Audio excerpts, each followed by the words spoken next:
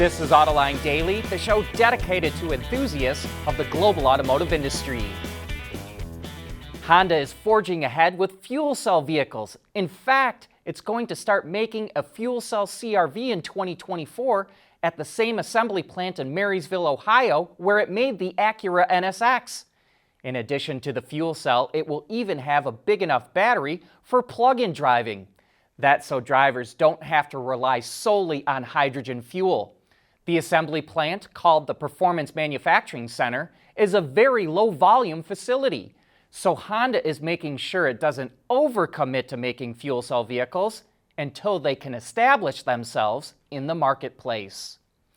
Well, this is totally shocking, but first let's dial back the clock a little bit. Federal prosecutors forced the UAW to change the way it elects officers because of rampant corruption in the union. Union members used to elect delegates who would then elect the officers. But the feds forced the union to go to direct election of officers. You'd think that that would energize the rank and file, but just the opposite happened. Here's the shocking part. Only 11% of UAW members voted for their new officers. That means nearly 90% didn't even bother. One union member said that's because they don't see any value in voting because they don't think anything is going to change. China is running into problems with COVID lockdowns and nationwide protests against the government's policies, but sales of new energy vehicles continue to grow at a rapid pace. LMC Automotive says that last month, sales of BEVs and PHEVs were up 67% and 150% respectively. BEVs accounted for 22% of total car sales, while PHEVs accounted for 9%. The top three BEVs by production were the BYD Song, the Wuling Hongguang Mini EV, and the Tesla Model Y. Through October, Chinese customers bought almost 5.3 million BEVs and PHEVs. Reports out of Germany say Volkswagen is in talks with Foxconn to possibly make the electric Scout pickup an SUV at its plant in Lordstown, Ohio. No surprise there for us. We reported 2 months ago that Scout was considering using a contract manufacturer or even building its own greenfield plant.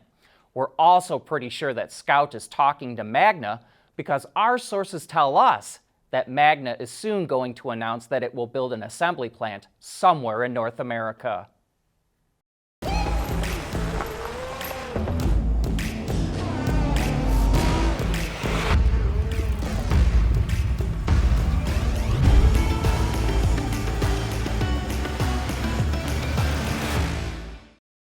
We want to know what drives your testing. OTA, connected car, diagnostics, remote testing. Intrepid Control Systems is here to help you work from anywhere. Intrepid Control Systems, driven by your data. For the first time ever, the Opel Astra will be available with an all-electric powertrain. One reason for that is that Opel is now part of Stellantis after being sold off by GM. And the Astra was transferred to Stellantis' modular EMP2 platform, which can accommodate multiple propulsion types and is also used for vehicles like the Peugeot 408 and Citroën C5X. The Astra Electric is driven by a single electric motor that puts out 115 kilowatts or 156 horsepower. The battery pack has 54 kilowatt hours of space and provides up to 416 kilometers or roughly 260 miles of range according to the WLTP cycle. However, that underbody mounted battery pack does chop down on luggage space a bit. Look for the new Astra Electric to start reaching dealers in the spring of next year. Volkswagen is delaying Project Trinity. This was meant to completely transform the way it manufactures EVs and slash the time it takes to build them. And it was going to spawn a new premium electric vehicle.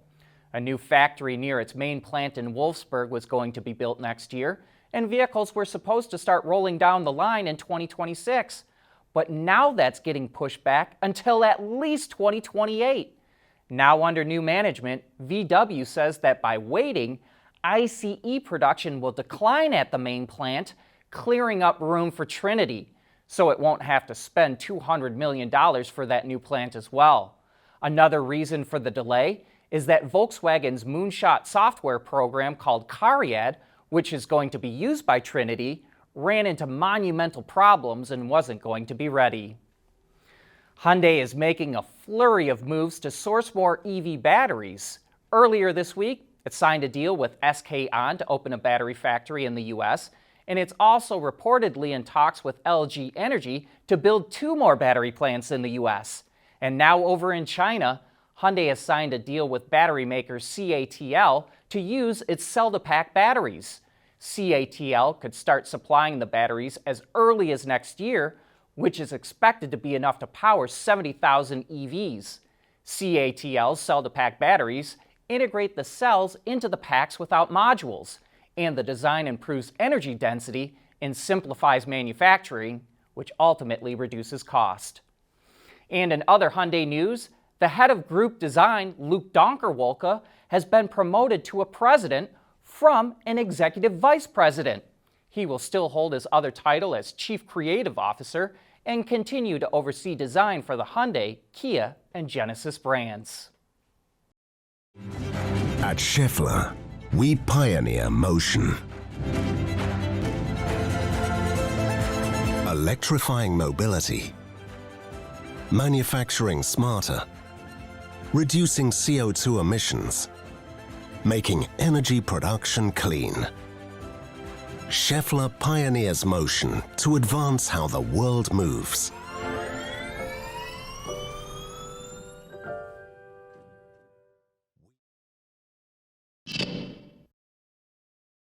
Since today is the last day of the month, automakers will be in a mad scramble to close as many sales as they can by the end of the day. Tomorrow, they'll count up everything they sold, and on Friday, they'll report what they counted up. Ward's Intelligence is forecasting that sales in the U.S. market will be up 9% compared to a year ago. General Motors is expected to post the biggest gain, up a whopping 39%. But remember, GM came into the quarter with 95,000 fully assembled unsold trucks because of the chip shortage. But late in the summer, it got the chips it needed. Ward's also predicts that Hyundai Kia will see a 25% increase in sales, with Nissan and Toyota both up 10%. But Stellantis is expected to see a 16% drop, with Honda down 7% and Ford down 5%. And on Friday, we'll be able to compare notes and see if that's how sales turned out. It was just over a month ago that we reported the electric Corvette was going to go into production in 2026, but not at the Corvette plant in Bowling Green, Kentucky, rather at GM's Grand River plant in Lansing, Michigan, alongside an electric Buick SUV and an electric Cadillac sedan. So we speculated that the electric Corvette would be an SUV.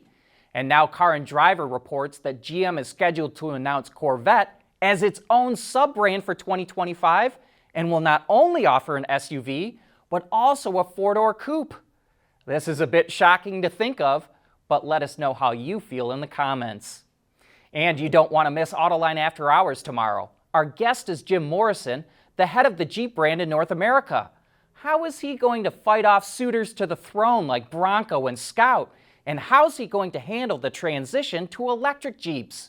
Maybe the Wrangler and Grand Cherokee 4xE are a sign of what Jeep can do. Tune in tomorrow when John and Gary go live at 3 p.m. Eastern Time, right here on the Autoline channel. And that brings us to the end of today's show. Thanks for tuning in.